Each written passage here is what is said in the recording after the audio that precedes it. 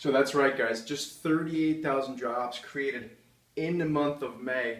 And while we didn't really see a big sell-off in terms of equities on Friday, I do think that the move in gold, which we saw on Friday, which was significantly higher, does set up a trade. And of course, the trend in gold has more or less been higher so far this year. And I do think a continuation of that trend is in play.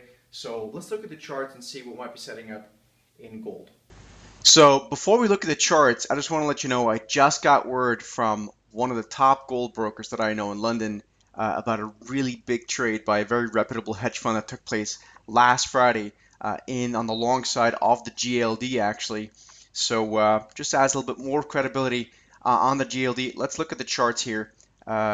First, from a multi-year perspective, and this is actually a relative chart first. Look at the GLD versus the SPY. And what you can see is you can draw some very simple lines here, but at the end of the day, the reality is that we very much do remain in the bigger picture, remain sort of in this this malaise. If you look at this a little bit closer, though, you see that we are starting to see relative strength, or we have seen relative strength, and that this looks, you know, to some people like what could be a sort of a cup and handle type of formation. Yeah, it takes a bit of imagination in this case, but nonetheless, we are sort of consolidating below what used to be resistance. So maybe, or what still is resistance, and maybe we see a break to the upside here. Now, if you look at the GLD itself, again, this was the relative chart of GLD versus the SPY or the S&P 500. If you look at this in relative terms, if I could type it in correctly, you'll see, or in absolute terms, the GLD itself, you can see it doesn't look a whole lot different. But here we have actually broken above trend. So we can draw, again, some very simple trend lines here, and I think usually that tends to be the best thing to do.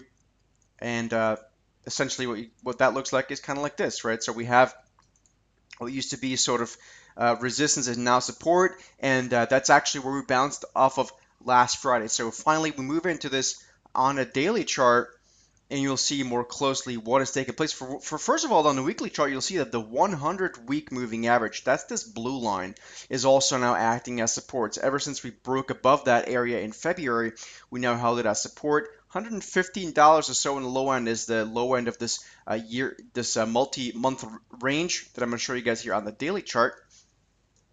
And you can see, I'm just going to get rid of the moving averages for simplicity purposes. You can see that obviously we had a very, very strong rally in gold and in the GLD off of those lows last December. But ever since basically topping out here in, well, or at least starting to consolidate in March, we have more or less been in a sideways holding pattern. And for the most part, that range is between about 115 on the low side, like I said before, up to about, let's call it 122 to 124-ish.